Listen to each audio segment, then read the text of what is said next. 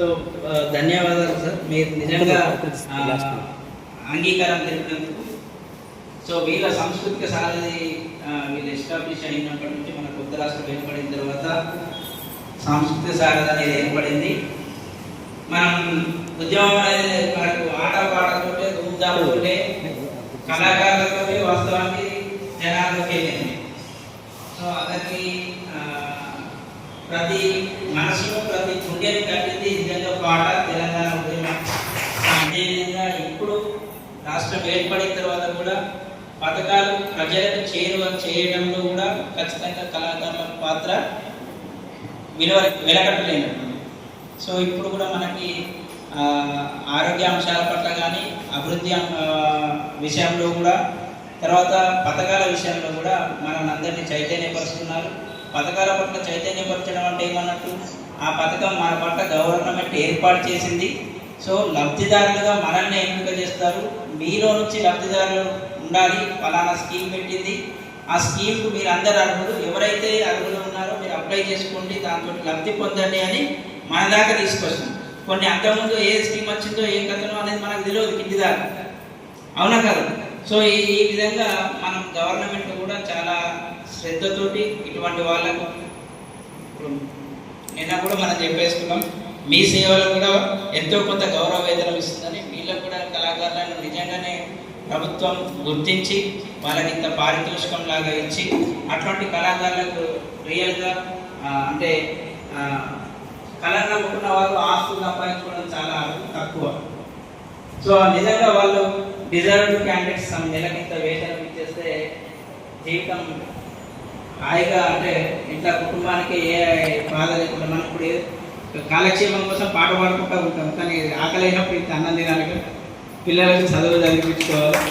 So వాళ్ళ దాన్ని so వాళ్ళ ఏంటి వాళ్ళ ఉన్న టాలెంట్ని సో వాళ్ళు ప్రదర్శించినప్పటికీ కడుపు నింపడానికి అంటే కుటుంబం నడవడానికి వాళ్ళకి ఇంత ఆర్థిక సహాయం అవసరం అని చెప్పేసి నిజంగా సాంస్కృతిక సారథి అనేది ఒక సంస్థ నెలకొల్పి ఇటువంటి కళాకారులందరికీ ఎందరికో నెల జీతం ఇస్తూ గవర్నమెంట్ ఉద్యోగులను గుర్తించి వాళ్ళకు నిజంగా ఆత్మగౌరవాన్ని కల్పించినందుకు నిజంగా ప్రభుత్వానికి అటు దానికి వాళ్ళు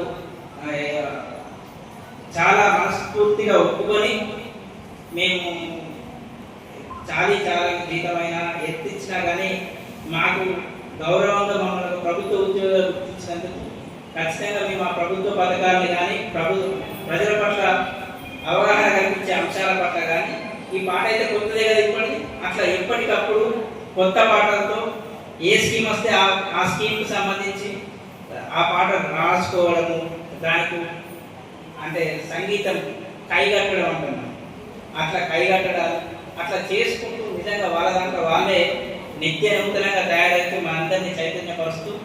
so thank you very much అండి. So thank you. ప్రజలని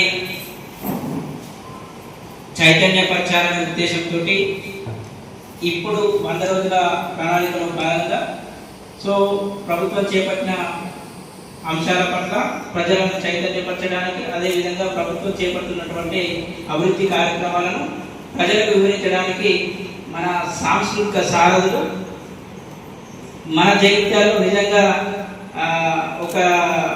ఇప్పుడు ఒక పాటతోటే వీళ్ళ దగ్గర ఎంత నైపుణ్యం ఉంది, ఎంత టాలెంట్ ఉంది అని చెప్పేసి కొంచెం కూడా తడబడకుండా అంత పాటను అంత మనం రెగ్యులర్ ఇచ్చిన పదాలనే 1-2 సార్లు అనేటప్పుడు జనరల్గా మనం తడబడతాం.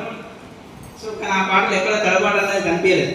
సో ఆ ఒక్క చిన్న మెతుకుదారు మనకు అన్నం పూర్తిగా ఉడికిందా లేదా అని చూడడానికి ఆ ఒక్క పాటదారు దగ్గర ఉన్న నైపుణ్యం ఎంత ఉంది అని చెప్పేసి గుర్తించడానికి థ్యాంక్ యూ.